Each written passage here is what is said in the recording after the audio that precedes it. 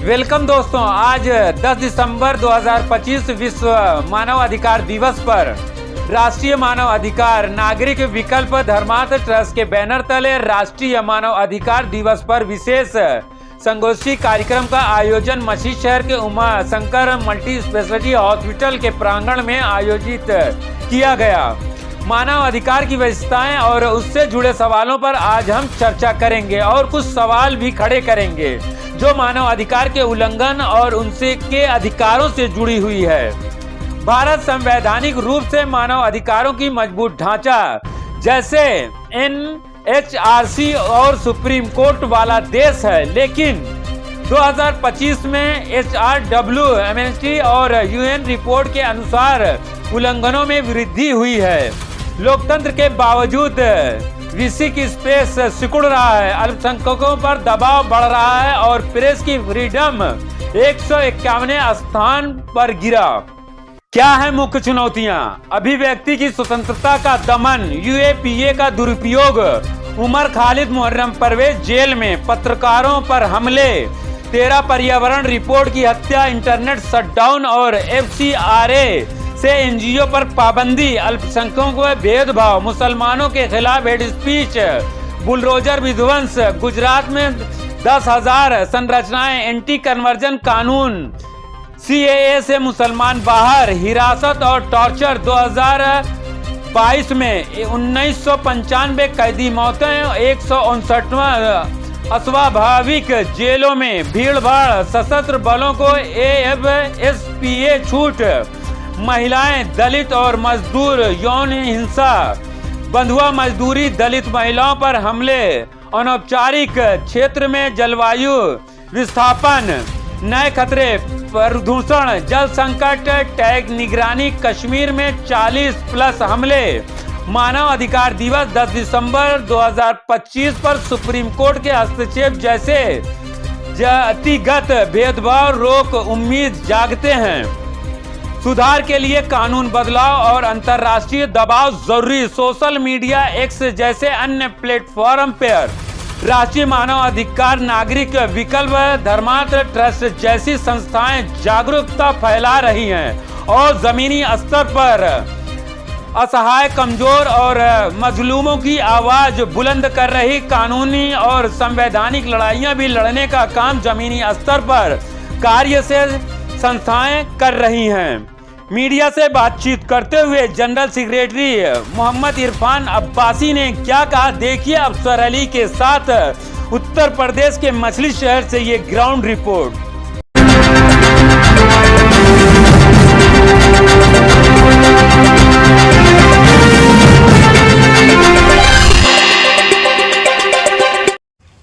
यहाँ पर आए हुए सभी पत्रकार बंधुओं का मैं हृदय से स्वागत भी करता हूँ और धन्यवाद देता हूँ। आप लोग हर सामाजिक कार्यों में बढ़ चढ़ कर हिस्सा लेते हैं और तीसरी आँख हैं आप जो है लोकतंत्र की, सच्चाई को सब तक पहुँचाते हैं और उन मुद्दों पर आप लोगों का विचार अच्छा रहता है कि जिससे समाज का भला होता है। लेट्स एम्पायर एक स्लोगन है, शब्द है। लेट्स एम्पायर का मतलब होता है समानता, एक वर्ग को विशेष लाभ देना, दूसरे वर्ग को न देना, वंचित समाज जो है, चाहे किसी भी जाति धर्म के व्यक्ति हों, बिना किसी लीगल एक्शन से, एज पर रूल से उनके घर जो तोड़े जाते थे, जनहित याचिका सुप्रीम कोर्ट में डालकर लोगों को न्याय दिलाया गया कि अब नोटिस करिए और नियमानुसार कार्रवाई करिए। अवैध तरीके से तुरंत बुलडोजर जला के पूरे परिवार को सज़ा मत दीजिए। एक व्यक्ति अगर दोषी है तो उसी को दिया जाए सज़ा, न कि पूरे परिवार को। दूसरी बात, ये हमारी जो संस्था है, जिस संस्था के तहत हम राष्ट्रीय मानवाधिकार नागरिक विकल्प चैरिटेबल ट्रस्ट को चला रहे हैं, इसका मूल उद्देश्य है सभी को अच्छी शिक्षा मिले, अच्छे स्वास्थ्य के लिए मेडिकल फैसिलिटीज़ मिले और गरीब हो चाहे अमीर हो, सभी बच्चों को एक समानता के अधिकार के तहत अच्छी एजुकेशन मिले, स्वास्थ्य मिले और जागरूकता ये हम फैलाना चाहते हैं कि प्रत्येक व्यक्ति अपने अधिकारों को जाने। हमें मौलिक अधिकार या संविधान द्वारा आर्टिकल 14, आर्टिकल 15, आर्टिकल 16, 17, 18, 19 और 21 के तहत क्या अधिकार मिले हुए हैं। आज लोग एजुकेटेड तो हो जाते हैं, मोबाइल तो चलाते हैं, फेसबुक, व्हाट्सएप, ट्विटर, सारे चैनलों पर एक्टिव रहते हैं हमारे युवा साथी, लेकिन उनको अपने अधिकार नहीं मालूम है। एमबी एक्ट क्या है, बीएनएस बन गया है तो बीएनएस की धाराएं क्या है, उपधाराएं क्या है। एक एप्लीकेशन लिखना पड़ता है थाने में, तो उनको सोचना पड़ता है किसी वकील को करें, 50 लोग से सलाह लेते हैं तब एक एप्लीकेशन दे पाते हैं। उनके पास एक कोई भी वर्दीधारी आके खड़ा होकर डंडे पटकता है तो काँप जाते हैं कि पता नहीं कौन सी आफत मेरे ऊपर आनी है। जबकि हमारे टैक्सेस पे, हमारे जो जीएसटी है, इसी पर हमारे पुलिस विभाग को पगार मिलती है, हमारे शासन प्रशासन को पगार मिलती है। हमारे सेव रक्षा के लिए हैं, हमारा उत्पीड़न करने के लिए नहीं है। लेकिन हमारे पास जागरूकता न होने की वजह से, हमें नियम कानून न मालूम होने की वजह से आए दिन हमारा उत्पीड़न हो जाता है। हम चाहते हैं कि हमारे क्षेत्र के, आज मछली शहर में हम लोग बैठे हैं, बहुत बहुत धन्यवाद है हमारे प्रदेश अध्यक्ष जी का, श्री डॉक्टर मनोज कुमार यादव जी का, जिन्होंने इस प्रोग्राम के लिए आज एक गोष्ठी कर रहे हैं। आप लोग सम्मानित पत्रकारों को बुलाए हुए हैं और इनकी एक सोच है कि समाज में समरसता हो, लेट्स एम्पायर। इसका माने है, आप जेमिनी भी देखिए, प्रेक्सोमेट्री पे देखिए, तो लेट्स एम्पायर का माने है कि आपको जो है सारी जानकारियाँ मिल जाएंगी। समानता का अधिकार क्या क्या है। वालेकुम सलाम। कहने का मतलब ये है, कुल इनको बता दीजिए, तुम जब आए तो रिसीव कर लीजिए।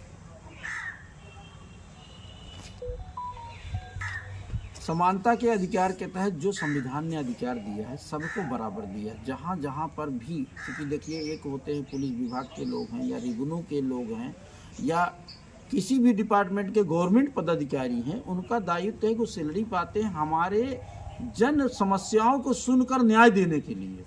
इसीलिए उनको नियुक्त किया गया है।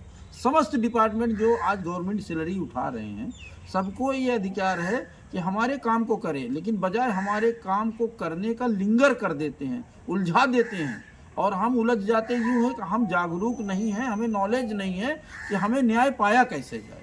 और न्याय पाने के लिए हमें योग्य बनना पड़ेगा। योग बनने के लिए हमारी जैसी संस्थाओं के साथ जुड़ना पड़ेगा। जब आप हमारी संस्था से जुड़ेंगे तभी नियम कानून अधिनियम जानेंगे। सवाल हमारा ये है, जैसे अभी आप अपने अधिकारों की बात कर रहे हैं, अभी आज की घटना है, अमिताभ ठाकुर जो कि पूर्व IPS अधिकारी रह चुके हैं, उन्हें जेल से बिना नोटिस ही गिरफ्तार कर लिया गया है और बताया उनकी पत्नी को तकरीबन 10:30 बजे गया, वो गिरफ्तार 1:30 बजे रात को हुए। क्या ये मानवाधिकार का उल्लंघन नहीं है? और इस पर आप लोग का क्या एक्शन है? अंडर कस्टडी हुए, बाहर हुए।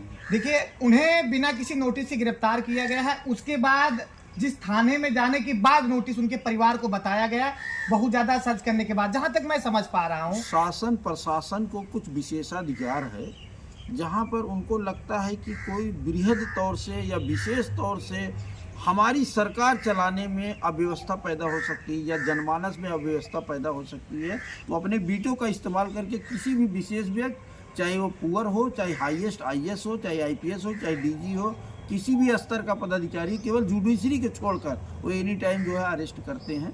भले ये छिपा रहे हैं तो कहीं ना कहीं उनके अधिकारों का हनन होता है। तो उसके लिए as per law, supreme court के डायरेक्शन के तहत, हाई कोर्ट के डायरेक्शन के तहत, मानवाधिकार आयोग के निर्देशों के तहत उसका अनुपालन होगा। श्री नूतन जी एक सीनियर एक्टिविटिस्ट हैं, एक बड़ी समाज सेवी हैं। हमें समझ में आता है कि वो न्याय पाने में सक्षम हैं। जहाँ भी उनके साथ गलत हुआ होगा उस पर वो एक्शन लेंगे। हम भी उनके सहयोग में उनका समर्थन करते हैं कि उनके जो भी दिक्कतें आएंगी हम उनके साथ कंधे से कंधा मिलाकर चलेंगे। बहुत बहुत धन्यवाद आपका। और आप लोग आए, बहुत अच्छा लगा, और मैं आशा करता हूँ कि आप समाज को ये संदेश देने में सफल रहेंगे कि मानवाधिकार से जुड़कर अपने अधिकारों को जानें और कंधे से कंधा मिला के न्याय पाने की अपेक्षा करें। किसी अधिकारी से दबने की ज़रूरत नहीं है, न किसी शासन प्रशासन से दबने की ज़रूरत है। शासन प्रशासन हमारी द्वारा है, हम उनके द्वारा नहीं हैं। हमें अन्याय हमारे साथ होगा तो हम संघर्ष करेंगे। हम सारी जुडिशरी बैठी हुई है, high court, supreme court, lower court, जहाँ भी हमें ज़रूरत पड़ेगी हम याचिका डालकर, EIL डालकर या वाद दाखिल कर हम न्याय दिलाएंगे। यही हमारा उद्देश्य है। और इसी के साथ जय हिंद, जय भारत, जय समानता के अधिकार, लेट्स एम्पायर। और सभी पत्रकार बंधुओं का एक बार फिर धन्यवाद कहता हूँ कि आप लोग आए, बहुत अच्छा लगा। सर, आप भी कुछ कहना चाह रहे हैं? हाँ, सचिव जी ने ऑलरेडी इतना सब कुछ कह दिया है कि अब कुछ कहने को कुछ बचा ही नहीं है। और बस यही एक संदेश है कि सभी लोग अपने अधिकारों को जानें। इस वीडियो को लाइक करें, सभी के साथ शेयर करें। नए आने वाले व्यूअर जन 24 न्यूज टाइम चैनल एवं न्यूज एजेंसी को सब्सक्राइब कर लें। बेल आइकॉन को जरूर क्लिक करें ताकि ऐसे ही सच्चाई पर आधारित खबरों का नोटिफिकेशन सबसे पहले आपको मिले। सच की आवाज सच के साथ फिर मिलेंगे अगली खबर के साथ। जय हिंद, जय भारत।